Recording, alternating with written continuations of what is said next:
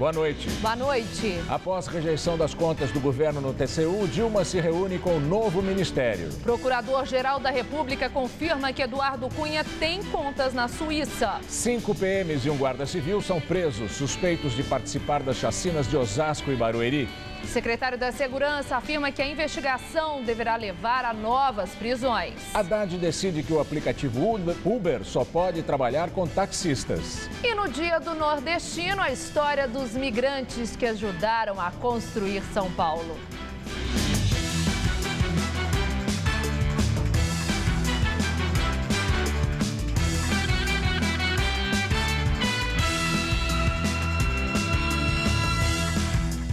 Cinco policiais militares e um guarda civil foram presos hoje, suspeitos de participar das chacinas de Osasco e Barueri, na Grande São Paulo. Os crimes que aconteceram em agosto deixaram 19 mortos. As prisões ocorreram durante a operação conjunta da Polícia Civil e da Corregedoria da Polícia Militar. 457 policiais participaram. Foram apreendidos capacetes, roupas e armas. Os materiais serão periciados.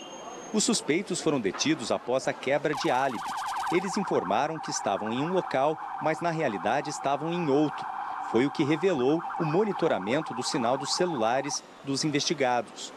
Os militares detidos estão na sede do Departamento de Homicídios e de Proteção à Pessoa e serão encaminhados para o presídio da Polícia Militar Romão Gomes, no Tremembé, na zona norte de São Paulo. É lá também que está o soldado Fabrício Emanuel Eleutério, o único PM que estava preso antes da operação desta quinta, acusado de participação nos crimes. Ao todo, 18 policiais militares, 4 guardas civis municipais e 1 vigilante são investigados. A chacina ocorreu no dia 13 de agosto, em um curto espaço de tempo, em 10 lugares diferentes, nas cidades de Osasco e Barueri.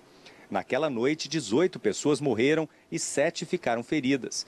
Uma adolescente de 15 anos morreu dias depois, tornando-se a 19ª vítima. Segundo as investigações de uma força-tarefa, as mortes seriam uma retaliação aos assassinatos de um PM e um guarda civil dias antes. O governador de São Paulo, Geraldo Alckmin, do PSDB, afirmou em Jaú, no interior do estado, que os policiais serão expulsos e vão responder civil e criminalmente. Nós temos mais 5 policiais militares envolvidos que já foram presos.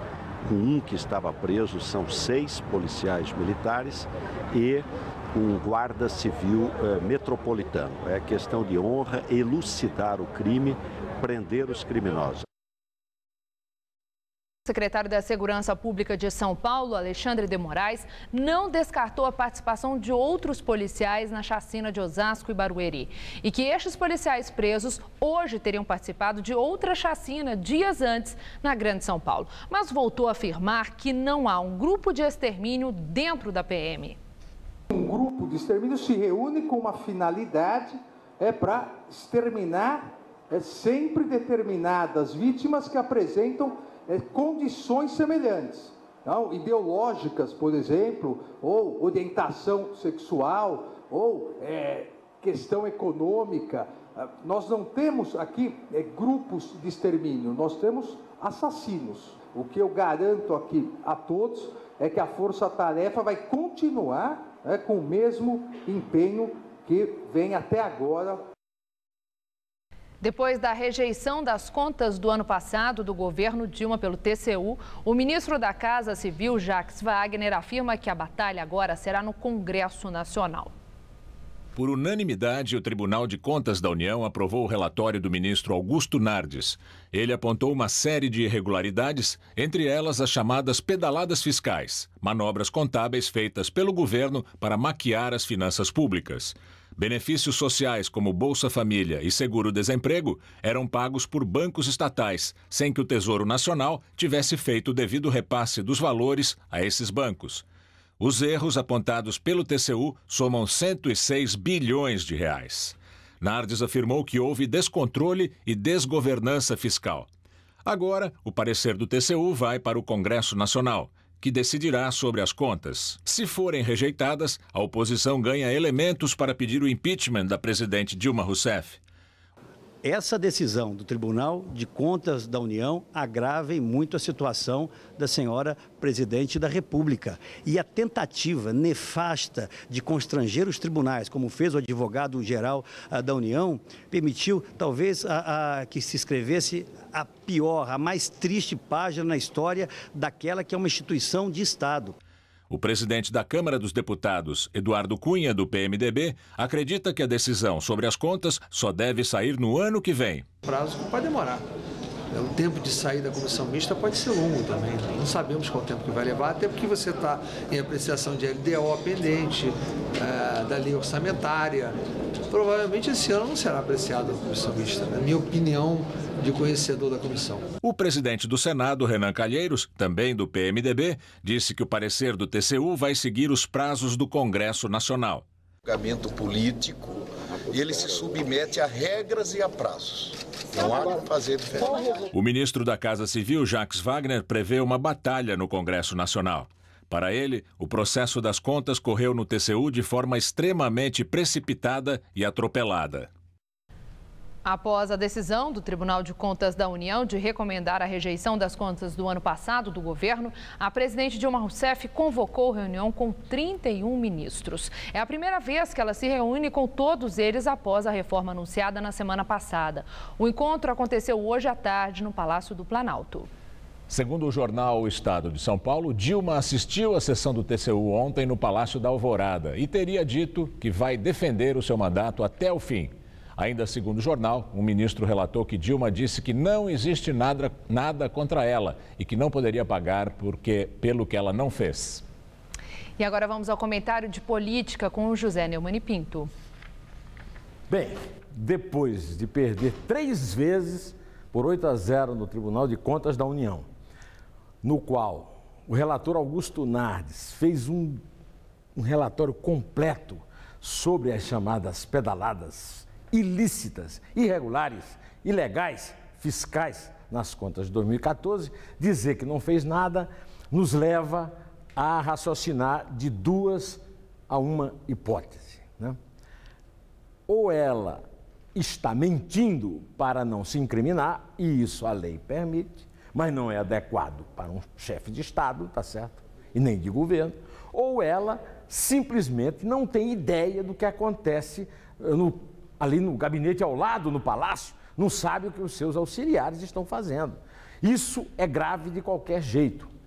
Ela está na situação de que ela é legítima por mais 3 anos e 3 meses no mandato, só que ela não tem mais condições para governar, perdendo no Congresso, perdendo no Supremo, 3 vezes no Tribunal de Contas, por uma goleada maior do que a da Alemanha, 8-0.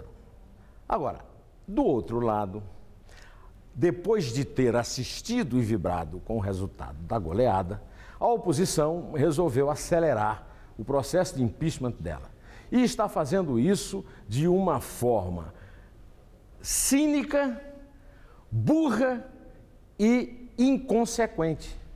Porque está jogando as fichas no Eduardo Cunha, evitando participar das tentativas de tirá-lo da presidência da Câmara, que são tentativas corretas, para ver se o impeachment corre logo. Não é correndo logo que o impeachment será aplicado. A oposição está sendo oportunista e está dando razão a ela quando diz que ela é golpista. A oposição precisa ficar calma, assistindo os acontecimentos, porque a própria Dilma tem provado ao longo de todos os dias, principalmente destes últimos, que ela é capaz de fazer as lambanças necessárias para perder o emprego, que é o único que ela está defendendo agora. Este fato só ocorreu em 1937 com Getúlio. Só que o Getúlio deu um golpe e só saiu do poder 8 anos depois. Eu só espero que ela não esteja pretendendo fazer a mesma coisa, até porque o Getúlio era muito popular e tinha o exército com ela, e parece que não é o caso dela, né? E a oposição? A oposição é o seguinte: Dilma e a oposição não estão lado a lado, mas estão ambos contra o cidadão. Até rima deu, né? Pois é, depois do feriado, na terça-feira, estarei de volta, direto ao assunto. Até! Hoje é o dia do nordestino e muita gente aqui na capital paulista tem o que comemorar. Segundo um levantamento da Fundação SEAD, vivem na região metropolitana de São Paulo 4.300.000 migrantes nordestinos. Não é à toa que a cultura deles acabou se misturando à nossa.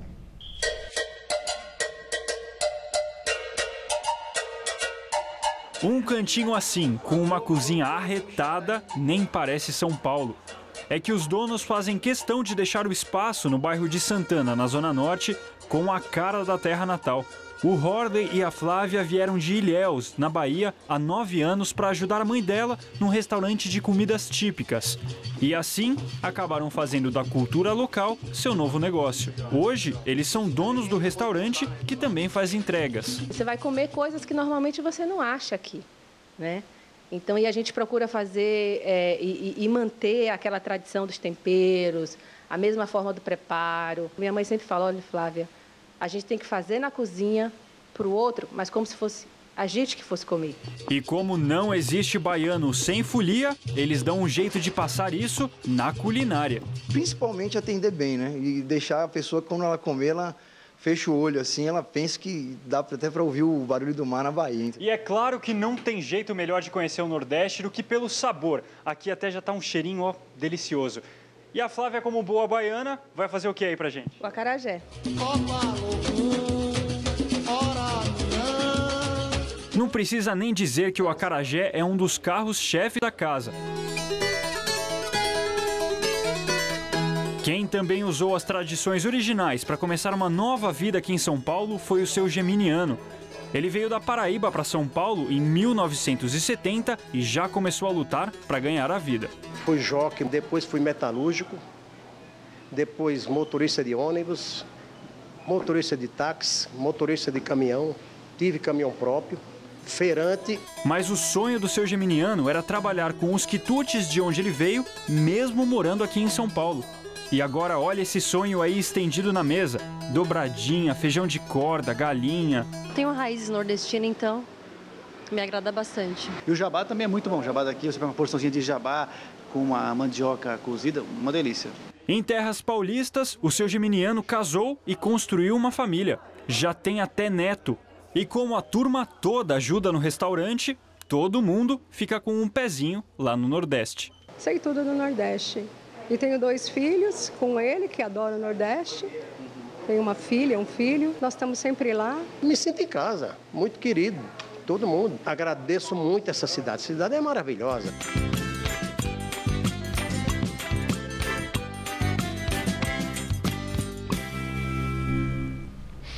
O paulistano tem enfrentado bruscas mudanças no tempo nesta primavera. Enquanto o começo da semana fez frio e choveu, ontem fez sol e bastante calor. E é bom se preparar, pois a chegada de uma frente fria deve mudar de novo as condições do tempo aqui em São Paulo. Vamos saber os detalhes da previsão para o Brasil e o estado com Luciana Magalhães. Temporais no sul do Brasil não devem dar trégua nesta sexta-feira. A previsão é de chuva forte com ventanias, possível queda de granizo e grande potencial para alagamentos, principalmente na área que compreende o norte do Rio Grande do Sul até o sul do Paraná, onde são esperados os maiores volumes de chuva. A temperatura continua baixa na região. E essas instabilidades já começam a avançar sobre o sul do Mato Grosso do Sul, Mato Grosso e também em São Paulo, levando chuva. Já no Rio de Janeiro até o Nordeste e nas demais áreas do Centro-Oeste, a sexta-feira será bem seca e quente. Para se ter uma ideia, os termômetros devem chegar amanhã aos 32 graus em Brasília, 35 em Palmas e aos 37 graus no Rio de Janeiro. Já em Florianópolis, por causa do tempo chuvoso, a máxima não deve passar dos 21 graus. Em São Paulo, a chuva já deve chegar pela manhã no sul e oeste paulistas. Nessas áreas, a temperatura cai um pouco, mas continua calor, com máxima de 31 graus em Marília. No centro-norte, a chuva chega à tarde, com máxima de 36 em Ribeirão Preto e também em Araraquara. E no litoral sul, já chove pela manhã e a temperatura cai, com máxima de 28 graus em Santos. Já em Caraguatatuba, a chuva só chega à tarde e faz mais calor, com máxima de 34. E aqui na capital paulista, a chuva é esperada só para a noite e ainda faz calor com máxima de 32. Mas no sábado, com a chegada da frente fria, a temperatura cai com máxima de 26 graus. E no domingo, a chuva continua com máxima de 24 graus. Integrantes de 4 movimentos por moradia estão acampados desde segunda-feira em frente ao prédio da Caixa Econômica Federal, na Praça da Sé, região central de São Paulo. Eles querem pressionar o governo para que o lançamento da terceira etapa do programa Minha Casa, Minha Vida saia do papel. Margarete mora de aluguel em São Mateus, na Zona Leste, com o marido e os 2 filhos. No acampamento no centro, ela permanece só durante o dia. E à noite eu vou embora. Para dormir em casa? Para dormir em casa. Porque eu tenho que cuidar da minha casa também, né? Carlos faz o contrário. Ele é pintor de paredes. De manhã cedo sai para trabalhar e à noite volta para dormir no acampamento. É cansativo, né? Tudo que assim, tem que lutar pelo nosso direito é cansativo, mas estamos lutando para isso, né?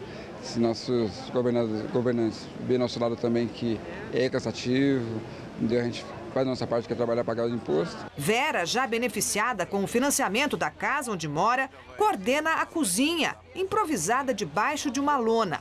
Para o almoço, teve macarrão, salsicha, arroz e feijão. As famílias mesmo trazem 1 quilo de arroz, 1 quilo de feijão, a outra traz mistura. Essa doação é das próprias famílias que estão aqui na luta pela moradia. Cerca de 40 barracas ocupam a calçada em frente à sede da Caixa Econômica Federal na Praça da Sé. Com a entrada principal bloqueada, o acesso à agência e ao centro cultural funciona pela lateral do prédio. Os coordenadores do movimento dizem que cerca de 1.000 pessoas se revezam para manter o acampamento montado na segunda-feira. É gente que mora em favela, cortiço ou paga aluguel na periferia e também em cidades da região metropolitana e da Baixada Santista.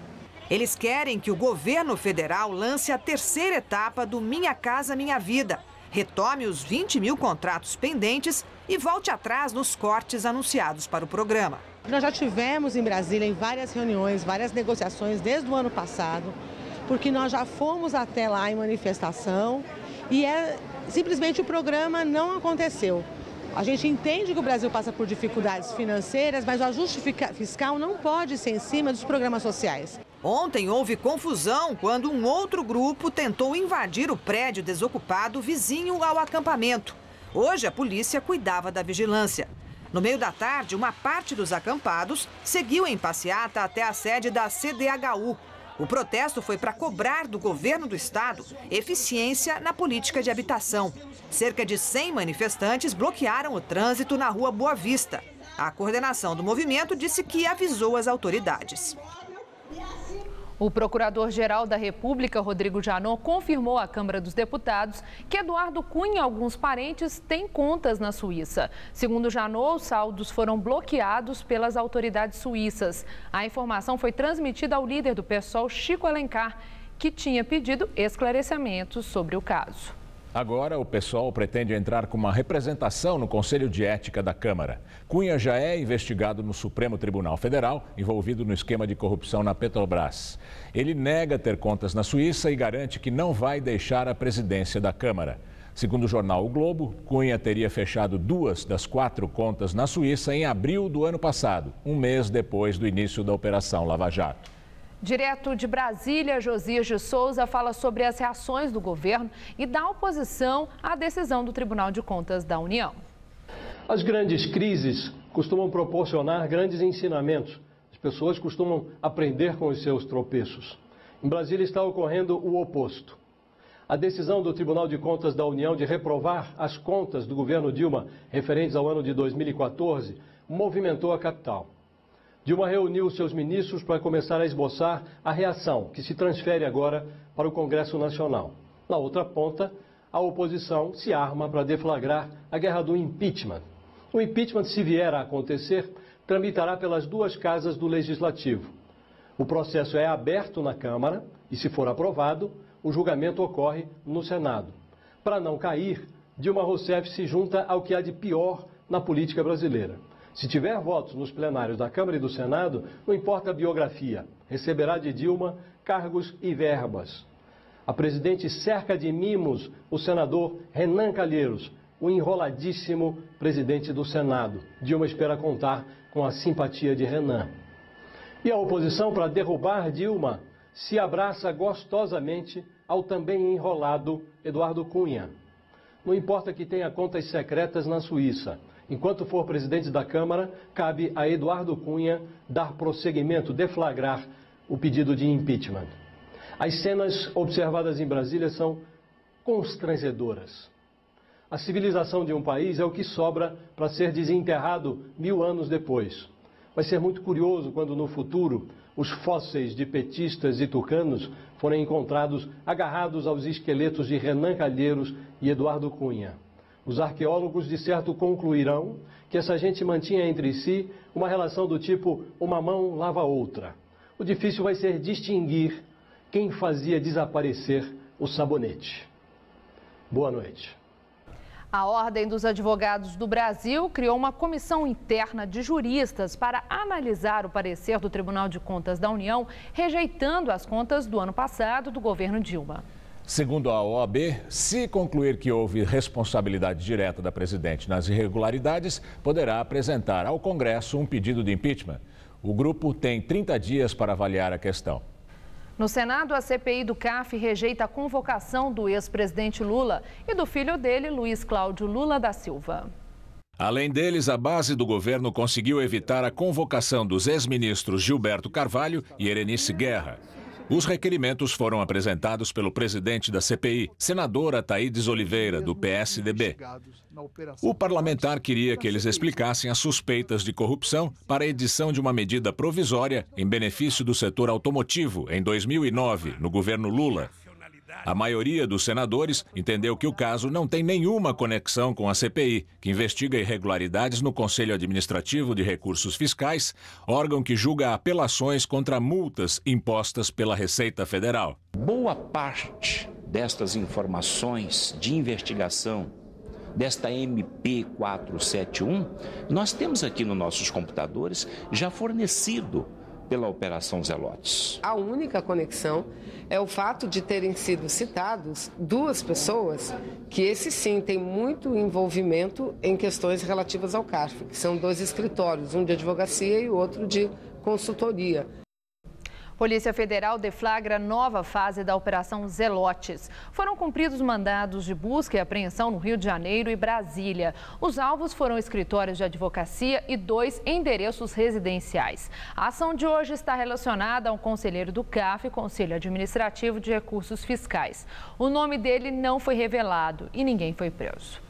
A Operação Zelotes investiga um esquema que consistia em pagamento de propina para integrantes do CARF para cancelar ou reduzir muito débitos tributários de grandes empresas com a Receita Federal. A primeira etapa da operação foi em março. O prefeito Fernando Haddad anuncia a criação de nova categoria de táxi por aplicativo de celular. Motoristas de serviços que têm causado polêmica, como o Uber, poderão trabalhar desde que se adequem à nova regulamentação. Antes mesmo da coletiva, dezenas de taxistas abandonaram os veículos no viaduto do Chá e bloquearam o trânsito. Na entrada da prefeitura, um grande tumulto. Alguns taxistas tentaram entrar no prédio e impediram o acesso dos jornalistas. Segundo a prefeitura, a ideia é incorporar as novas tecnologias, como a do Uber, e criar um novo serviço para o transporte de passageiros, regulado pelo governo. O decreto abre espaço para qualquer aplicativo se credenciar junto à prefeitura. Ao se credenciar, ele assume determinadas obrigações. Os veículos farão parte de uma nova categoria chamada táxi por aplicativo. De acordo com as novas regras, o carro deve ser preto, tipo sedã, com 4 portas e ter no máximo 5 anos de uso. As tarifas deverão respeitar um teto. Poderão ser até 25% mais caras do que as do táxi comum. As cobranças necessariamente deverão ser feitas através de aplicativos, que serão criados. Os novos táxis pagarão o Imposto sobre Serviços, ISS, como acontece com os veículos atuais. Os carros desta nova categoria não vão poder usar o corredor de ônibus, como ocorre com os táxis comuns. Inicialmente, a Prefeitura vai emitir 5.000 alvarás para o novo serviço. 2.500, ou seja, a metade, será destinada para taxistas que já trabalham na praça. A outra metade está reservada para outros tipos de motorista. Todos eles, sem exceção, deverão possuir o Condutáxi, o documento que já é emitido hoje pelo governo municipal. Um edital com o detalhamento das novas regras deve ser publicado em até 60 dias. O projeto de lei de autoria do vereador Adilson Amadeu, do PTB, que visava proibir o aplicativo Uber na cidade de São Paulo, foi aprovado em primeira votação na Câmara dos Vereadores, por 48 votos a 1 no dia 30 de junho. Na segunda sessão, em 9 de setembro, houve 43 votos favoráveis e 3 contrários. Para a Prefeitura, o novo serviço vai acabar com as vendas ilegais dos alvarás dos taxistas. A ideia é melhorar a qualidade do transporte e evitar a precarização do serviço. Não seria justo com as pessoas que estão ou na praça sem alvará ou aguardando um sorteio, não seria justo a gente passar ninguém na frente. Nós não vamos deixar precarizar, canibalizar, nós não vamos deixar a clandestinidade tomar conta da cidade de São Paulo. No fim da coletiva, os taxistas comemoraram a decisão e soltaram fogos. Pois é, em nota, o Uber afirma que a lei sancionada pelo prefeito Fernando Haddad é inconstitucional. Segundo o aplicativo, os motoristas do Uber prestam um serviço de transporte individual privado que se encaixa na Política Nacional de Mobilidade Urbana. O Uber aguarda essa regulamentação por parte da prefeitura e disse ainda que o Uber afirma que não é uma empresa de táxi e que não se encaixa nesse tipo de serviço. Os vereadores de São Paulo aprovaram um projeto para que os desempregados não paguem a passagem de ônibus. Será criado um bilhete especial do desempregado, que garante passagem grátis por 90 dias. Para receber o benefício, o passageiro deve comprovar que não foi demitido por justa causa e que está sem emprego há no mínimo 30 dias e no máximo há 6 meses. O projeto agora deve ser sancionado pelo prefeito Fernando Haddad para entrar em vigor. O Ministério Público não recomenda o fechamento total da Avenida Paulista aos domingos e feriados. O parecer contraria a proposta original da Prefeitura. O repórter Luciano Penteado está na Paulista e tem mais informações. Pois é, Estela, a recomendação do Ministério Público foi feita hoje durante uma reunião com representantes da própria Prefeitura. A sugestão do MP é que este fechamento aqui da Avenida Paulista, como pretende implantar a Prefeitura, seja feito seguindo alguns critérios. O principal deles é que 2 faixas fiquem livres para os carros, uma em cada sentido aqui da Paulista. Outra coisa é que pelo menos 3 transversais que cruzem a Paulista também fiquem livres para a circulação de veículos. Bem, outras sugestões da promotoria é que seja feita uma ampla divulgação sobre esta mudança e sobre a sinalização deste fechamento, porque alguns motoristas consideram que esta mudança está confusa. A promotoria também recomenda que sejam feitas audiências públicas com moradores aqui da região, comerciantes, pessoas que transitam por aqui, para que num período de testes, que seria aí de 4 a 6 meses, sejam verificados os reais impactos desta mudança para quem mora aqui na região. Bem, a Prefeitura, embora tenha participado da reunião de hoje, ainda não se posicionou oficialmente sobre esta recomendação do Ministério Público e também não disse ainda se vai considerar essas sugestões daqui para frente. Voltamos ao estúdio. Obrigada, Luciano, pelas suas informações. O governo do estado de São Paulo vai começar a cobrar ICMS dos softwares baixados pela internet. De acordo com um decreto publicado no final de setembro pelo governador Geraldo Alckmin, o imposto sobre circulação de mercadorias e serviços vai incidir sobre a venda de softwares pela internet a partir de janeiro de 2016. Atualmente, só o ISS, Imposto sobre Serviços, é cobrado sobre o valor dos softwares comprado pela internet, entregues ao consumidor por download. Brasil repatria 77 milhões e 400 mil reais do ex-juiz João Carlos da Rocha Matos, que estavam na Suíça. O acordo com o país europeu foi negociado pela Procuradoria-Geral da República e o Ministério da Justiça. Rocha Matos foi acusado de ser o mentor de uma organização criminosa que negociava decisões judiciais descoberta pelas investigações da Operação Anaconda da Polícia Federal em 2003. O ex-juiz foi condenado por corrupção passiva, lavagem de dinheiro e evasão de divisas, entre outros crimes. Na entrevista do dia com Maria Lídia Flandoli, o impacto do novo partido Rede Sustentabilidade no cenário político nacional. O nosso entrevistado é o ambientalista João Paulo Capobianco, presidente do Instituto Democracia e Sustentabilidade.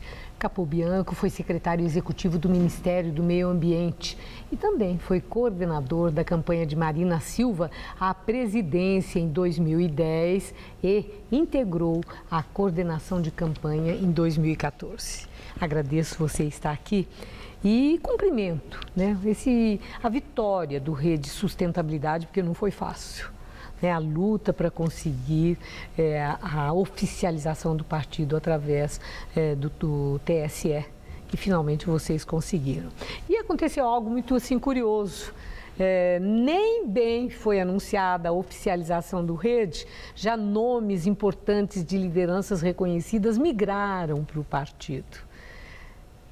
Você acredita que o Rede vai causar um impacto no cenário político nacional quando a gente observa, né, o desgaste dos partidos que já estão aí, tudo o que está acontecendo no país? Olha, Maria Lídia, eu acho que a questão, o Brasil está enfrentando um desafio enorme, que é buscar caminhos para exercer a boa política no campo institucional. A sociedade tem os seus caminhos, as pessoas têm trabalhado nas ruas, nas organizações, buscando aperfeiçoar a democracia, buscando garantir que os ideais do país, as questões estruturais, fundamentais do país, sejam levadas a sério, sejam implementadas, programas sejam prometidos e implementados. Então, há uma expectativa da sociedade para que você tenha um exercício da política que tenha mais responsabilidade e que isso seja feito em nome de um projeto estratégico para o país.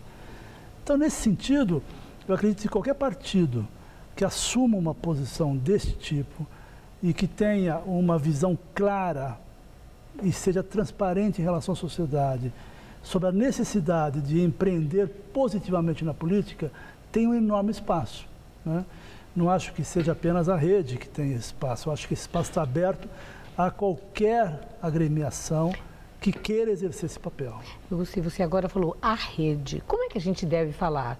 É um partido, é a Rede Sustentabilidade ou o Rede? Não, como eu devo dizer? É a Rede, nós não temos o partido no nome, né? Não é partido a Rede. Da Rede, né? A Rede, nós não colocamos nome em partido, portanto, é a Rede. A Rede. Bom, adversários já acionaram seus mecanismos de defesa e já desdenharam. A Rede é um partido que não tem perfil muito definido, é difuso.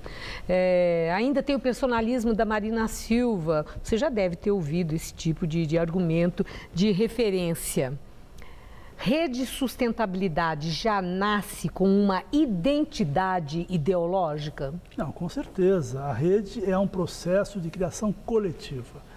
É um processo onde as pessoas que coletaram a assinatura, que buscaram apoio, buscaram isso debatendo ideias e buscando convencer as pessoas de que era um partido que se propunha a executar um plano realmente importante, que trouxesse a questão da sustentabilidade, da democracia, da gestão responsável por parte do poder público, de forma clara e de forma no seu próprio estatuto. Então, isso foi o debate. Nós não tivemos empresas coletando assinaturas, ninguém ganhou para fazer esse processo. Foi um processo feito com base na militância das pessoas que acreditam nas ideias que a Rede propõe e na mudança, na melhoria da política institucional. É partido de esquerda ou de direita? Olha, essa é uma questão que não se define dessa forma. Esquerda e direita é uma questão totalmente ultrapassada, né? A Marina sempre diz, né? A Marina sempre diz, eu não sou nem de esquerda nem de direita, eu quero ser à frente, ou seja, buscar um caminho que solucione as questões centrais da sociedade sem esse tipo de rótulo, sem esse tipo de carimbo, né? Eu acho que o importante, repito, é uma proposta clara para o país, onde a sociedade se identifique nela, que tenha a questão da sustentabilidade como uma questão estratégica, que faça parte da visão de futuro do país e que tenha a democracia aprofundada, o respeito aos projetos, às propostas, a estratégia de longo prazo assegurados. Portanto, eu acredito que é isso que pode mobilizar e está mobilizando as pessoas, porque, como eu disse, nós coletamos essas milhares de assinaturas na militância, sem pagar nada, sem custear nada. Foi na militância, nas pessoas que acreditavam nessa proposta. Falando em pagar, como é que a rede sustentabilidade vai se sustentar, vai se manter? A ideia é que a melhor pessoa para responder isso hoje não sou eu, porque eu não sou executivo da rede, não estou à frente da operação da rede, mas a rede se propõe e está fazendo isso, ser sustentada pelos seus afiliados, ou seja, uma organização que tenha no seu grupo de apoio não apenas a sustentação ideológica, política, a sua força na sociedade, mas também a sua sustentação econômica. Afinal de contas, o nosso lema é aquele, né? Muitos doando pouco e jamais poucos doando muito. A posição no cenário político nacional, né? Eu tenho certeza que nosso telespectador, como eu também, a gente, né? Como vai se situar a rede sustentabilidade em relação ao poder constituído? Vai ser um partido de apoio ao governo Dilma ou um partido de oposição ao governo Dilma? Não, a rede é um partido que já está se posicionando, inclusive, já está atuando. Nós já temos 5 deputados federais, temos um senador, né? Temos deputados estaduais, vereadores, temos prefeito, vice-prefeito, e nós temos ao total 21 pessoas, 19 parlamentares e 2 executivos já atuando na rede. E a proposta da rede é avaliar as iniciativas e se posicionar de forma coerente com as suas propostas e as suas definições e as suas ideias. Então, pontualmente? Claro, pontualmente. Então, o caso do impeachment, por exemplo, né? que a oposição vai totalmente a favor do impeachment. A nossa opinião é de que não, é que o impeachment deve ocorrer no momento em que surgir fatos que, de fato, do ponto de vista constitucional, justificam o impeachment. Que esse não é um caminho que a rede defende, por exemplo, né? Que mostra que ela não é de oposição pela oposição, né? Nós não vamos apoiar nenhuma iniciativa que aumente o risco Brasil, que aumente o déficit público. Nós vamos apoiar todas as iniciativas que sejam responsáveis, que façam o Brasil sair dessa crise de forma positiva, evidentemente melhorando a gestão e tendo mais responsabilidade em relação ao futuro de todos nós. Para encerrar, a curiosidade coletiva. Na eleição do ano que vem, Rede Sustentabilidade vai apresentar um candidato a prefeito em São Paulo? Essa é uma discussão que está iniciando, né? A rede vai estar no processo político, seguramente. Agora, o caminho para isso ainda não está claro, está sendo discutido. É um processo de convencimento, entendimento que está apenas no começo. Muito obrigada, Capobianco. Uma boa noite. Estela. Uma escritora e jornalista bielorrussa ganha o Prêmio Nobel de Literatura. Svetlana Alexievich, de 67 anos, nasceu na Ucrânia, mas cresceu em Belarus. Em seus livros, ela narra as grandes tragédias da União Soviética e seu colapso, a Segunda Guerra Mundial, a Guerra Soviética no Afeganistão e o acidente nuclear de Chernobyl. Não existem publicações ainda no Brasil. A Academia Sueca disse que Svetlana transcendeu o formato jornalístico e desenvolveu um novo gênero literário. A Academia destacou também que os textos são um monumento ao sofrimento e à coragem nos nossos tempos. Vamos agora ao comentário de política internacional com João Batista Natali. Na cabeça dos mais velhos, a Colômbia era um país que concorria com o Brasil no mercado mundial do café. Mas isso mudou. É na Colômbia que a presidente Dilma Rousseff chega hoje à noite em visita oficial. O atual governo brasileiro tinha uma espécie de preconceito político com os colombianos, só porque eles elegem presidentes liberais ou conservadores. Um sentimento tão burrinho quanto o preconceito positivo com do governo brasileiro com a Venezuela. A Colômbia e a Venezuela têm uma velha rivalidade. Ainda há semanas, quando o exército venezuelano agrediu a Colômbia, o Brasil ficou em cima do muro para não criticar os bolivarianos. Mas vejamos mais de perto aquele país. Ele é um pouco mais pobre e um pouco menos industrializado do que o Brasil. Tem 1/4 da nossa população, mas os indicadores econômicos são melhores. A economia cresce a 4% ao ano e a inflação é 1/3 da inflação brasileira. A Colômbia não tem preconceito ideológico no campo da diplomacia. Tem feito acordos comerciais com o México e mais os países vizinhos dos Andes. É a Aliança do Pacífico. É da Colômbia também que entrou no mega acordo comercial anunciado esta semana com os Estados Unidos, Japão e mais 10 países. A grande pedra no sapato da Colômbia era a guerrilha. Ela surgiu há meio século como um grupo revolucionário para tomar o poder. Virou depois uma mistura de narcotraficante com crime organizado. Pois bem, o atual presidente Juan Manuel Santos assinou um acordo de paz com os guerrilheiros. Foram 3 anos de negociação. O acordo envolve anistia e reforma agrária. Também vai representar a devolução ao Estado colombiano de um imenso território que irá para a agricultura. A economia deve crescer por ano 2% a mais. 2 últimas coisinhas. Bogotá é uma cidade lindíssima, a 2.600 metros acima do mar. Faz um frio agradável o ano inteiro. E a Colômbia tem a cidade colonial mais bonita da América Latina. É Cartagena, no litoral do Caribe. Se puderem, deem um pulinho até lá. É assim que o mundo gira. Boa noite.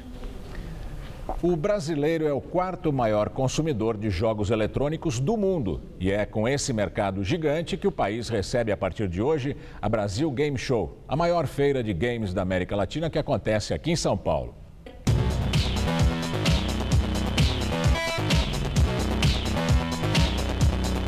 A qualidade visual dos jogos é tanta que fica difícil saber se é computação gráfica ou vídeo mesmo. Que esses consumidores parecem que já nasceram exigentes. A gente chutava do escanteio e marcava gol. Agora não, agora tá muito mais difícil, tá muito mais realista. O país tem 60 milhões de jogadores, gente fã de carteirinha que encara longas filas para entrar no Brasil Game Show, maior feira do gênero na América Latina. Uma das grandes expectativas dessa feira é o lançamento de jogos e novas versões de games que estão sendo expostos pela primeira vez no Brasil.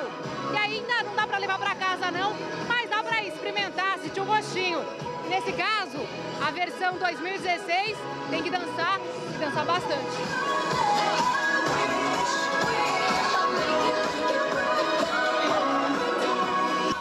Chega de dança, que o negócio aqui é sério, ou melhor, bilionário. Nem na crise o mercado de games trava. A previsão é de crescimento de 5% ao ano e em 2015 um faturamento de mais de 5 bilhões de reais. Muitos lançamentos, consoles, jogos, acessórios. E eu diria para você que é um setor que sofre menos com a crise. O número de produtores brasileiros na feira aumentou 5 vezes. Enquanto isso, os estrangeiros estão loucos atrás do público brasileiro, o 4º maior do mundo nesse segmento. O Vlad dos Estados Unidos diz que, apesar do dólar alto, está mais barato ter acesso a jogos independentes como o dele, disponível em novas plataformas. O jogo do boneco do Neymar acaba de ser lançado na rede, desenvolvido aqui. Mas sai na frente, porque pode ser baixado de graça. Traz um entretenimento extremamente sadio, né, para crianças, te brinca lá meio que crianças de todas as idades, né, dos 8 ao 80, né.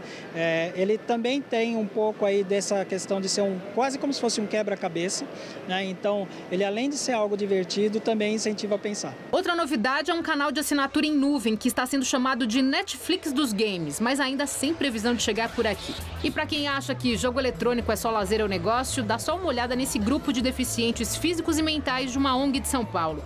Eles provam que game também é terapia. Nosso objetivo, igual trabalhar, é trabalhar coordenação motora fina, melhorar a amplitude de movimento, melhorar o equilíbrio, e a gente está com um trabalho de pesquisa também de condicionamento cardiovascular.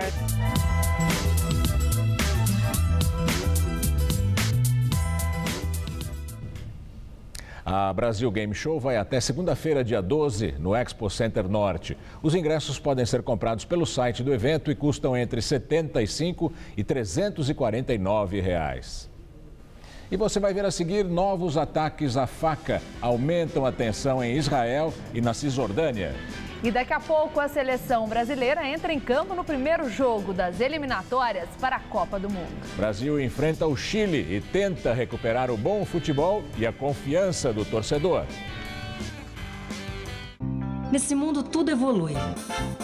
A moda evoluiu. Os carros evoluíram. Os tratamentos de beleza também evoluíram. E make-up anti-sinais, uma combinação de creme e cápsulas. O creme atinge as camadas mais profundas da pele e as cápsulas agem onde os cremes não chegam. Resultado? Com o Imecap Anti-Sinais, os sinais da idade não aparecem. Imecap Anti-Sinais, a evolução no tratamento de beleza. Outubro é o mês Chevrolet. E nesse mês, a melhor versão do Onix está com o melhor preço do ano. Onix LTZ 1.4 com 106 cavalos, sistema multimídia, faróis de neblina e rodas de liga leve a partir de R$ 45.990 com taxa zero em 36 vezes. É o carro mais vendido do Brasil com o melhor preço do ano e a condição que você sempre quis. Passe na Chevrolet nessa semana e aproveite. Ninguém vai fazer melhor no mês Chevrolet. Alicate. Chave de fenda. Ah, não. Perdemos? Pessoal, a campanha tá funcionando! Caixa Baú Irving. Mais organização e praticidade na obra. Irving é outro nível. Tá tendo que descascar alguns abacaxis? Nesses tempos de vacas magras, a gente te ajuda trazendo receita boa, bonita e barata para você fazer aí na sua casa. TV Gazeta. Bom te ver, sempre bem. Qual Casper você é? A minha Casper é informação. A minha Casper é organização. A minha Casper é criação. A minha Casper é luz, câmera, ação. A minha Casper é comunicação. É teoria, é prática, é oportunidade de estágio.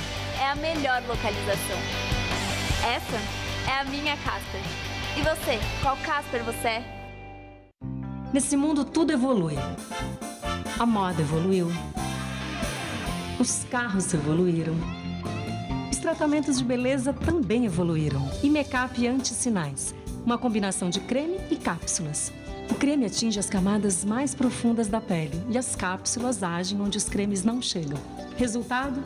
Com o Imecap Anti-Sinais, os sinais da idade não aparecem. Imecap Anti-Sinais, a evolução no tratamento de beleza.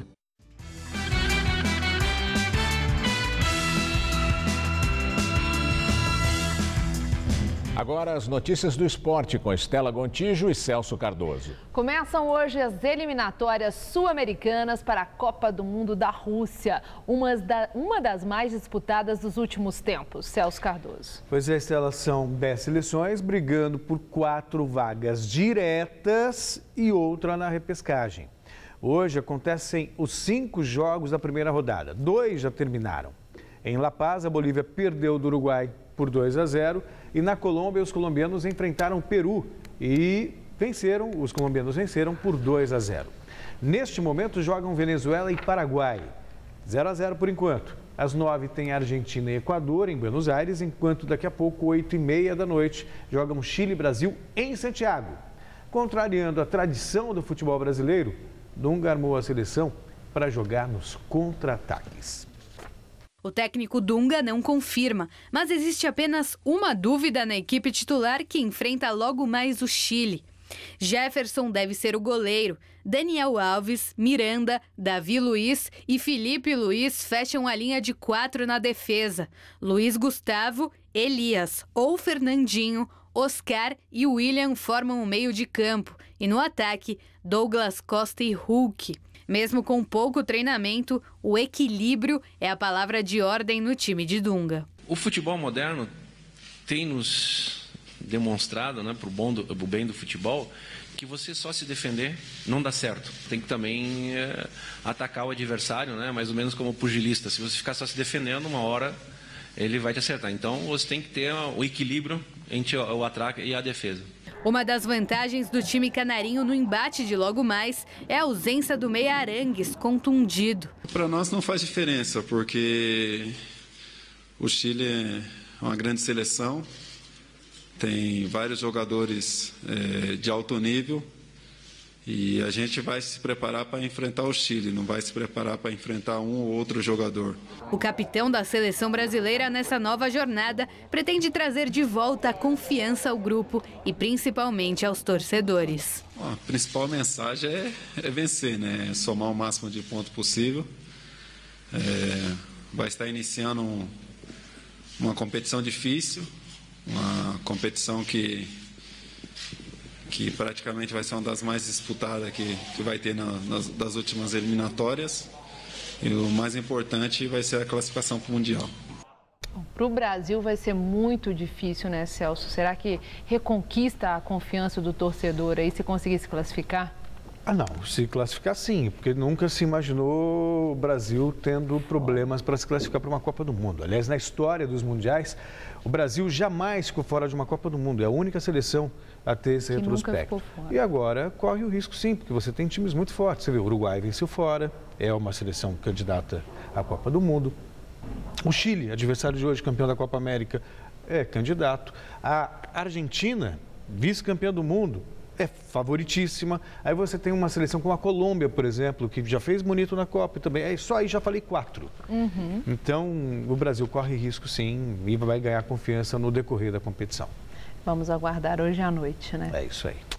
Dirigentes da FIFA são suspensos por suspeita de corrupção. Vamos lá. Nomes aos bois. Josef Blatter, Jerome Valk e Michel Platini. Blatter foi suspenso por 90 dias e, nesse período, não pode responder pela FIFA ou participar de atividades relacionadas ao futebol, sendo dispensado das funções de presidente neste período. Blatter é investigado por má administração e apropriação indébita. Além dele, o secretário-geral, Jerome Valk, e o presidente da UEFA, Michel Platini, também foram suspensos por 90 dias de todas as atividades ligadas ao futebol. Ou seja, essa corja realmente está sendo, retirada eliminada do futebol. E a grande decepção é Michel Platini, que aparecia aí, né? Quer dizer, nunca enganou muita gente, mas aparecia aí como possível sucessor do Josef Blatter e se revela a partir dessa investigação, está tudo farinha do mesmo saco. Estão todos envolvidos no mesmo esquema, no mesmo sistema. O futebol precisa definitivamente ser passado a limpo. E o Lionel Messi segue na mira da Receita e da Justiça espanhola. O argentino havia sido absolvido pelo Ministério Público da acusação de fraude fiscal entre 2007 e 2009. Mas, por indicação do juiz do processo, Messi continua, assim, sendo acusado. Ele deve ser julgado e, caso condenado, pode passar 22 meses preso. Para o pai de Messi, a situação ainda é muito pior, já que o Ministério Público pede 18 anos de prisão. Agora à tarde, a empresa que cuida da imagem do atleta emitiu uma nota oficial lembrando que o Ministério Público absolveu o jogador e que a atitude da advocacia do Estado contradiz os critérios e a solicitação da promotoria espanhola. Eles reforçam que Messi se defenderá em juízo. É o que resta. Vamos aguardar. Um craque como ele, né? Com nome sujo por conta de sonegação. Terrível. Celso, muito obrigada. Boa noite. Boa noite, até amanhã. É com você, Gamberini. A OTAN anuncia reforço na defesa coletiva dos países da aliança e a Síria aumenta a ofensiva para retomar territórios ocupados pelas forças rebeldes. A televisão síria apresentou imagens de tropas durante a operação militar nas províncias de Ramá e Idlib. Os avanços dos opositores do ditador Bashar al-Assad na região provocaram a intervenção russa. Os ministros da defesa da OTAN, reunidos em Bruxelas, condenaram as ações de Moscou na Síria. Para a Aliança Militar do Atlântico Norte, a intervenção causa sérias preocupações e não está ajudando a alcançar uma solução pacífica para o conflito. Com relação às invasões do espaço aéreo turco por jatos russos, o secretário-geral da OTAN afirmou que a defesa coletiva será reforçada e que, se necessário, vai enviar forças para a Turquia. Ataques de palestinos à faca levam mais tensão a Israel e a Cisjordânia. O premier Benjamin Netanyahu proíbe políticos israelenses de visitar a cidade velha de Jerusalém. Pelo menos 8 israelenses ficaram feridos em 4 casos de esfaqueamento em 2 dias. Em Jerusalém, um palestino de 15 anos foi preso depois de atacar um israelense de 25, que foi hospitalizado em estado grave. Em Tel Aviv, o agressor esfaqueou 4 pessoas e foi morto a tiros por um soldado. Houve confronto num campo de refugiados perto de Jerusalém, quando tropas israelenses entraram no local para fazer buscas na casa de um palestino que esfaqueou israelenses. Centenas de jovens enfrentaram soldados que usaram balas de borracha, bombas de gás e jatos d'água. Um palestino morreu baleado. A onda de violência cresceu na semana passada, depois que um palestino matou 2 israelenses na cidade velha de Jerusalém e a polícia restringiu o acesso de muçulmanos à esplanada das mesquitas. Para tentar evitar mais confrontos, o primeiro-ministro Benjamin Netanyahu proibiu políticos israelenses de ir ao local, que é considerado sagrado por judeus e muçulmanos. O Jornal da Gazeta termina aqui. A edição de hoje pode ser vista no site do Jornal da Gazeta. Mais notícias em nossa edição das 10. Uma excelente noite para você. Voltamos amanhã às 7 da noite. Boa noite e até lá. Saiba curiosidades do filme Casablanca com Renzo Mora no Todo Seu. Hoje, 10h30 da noite.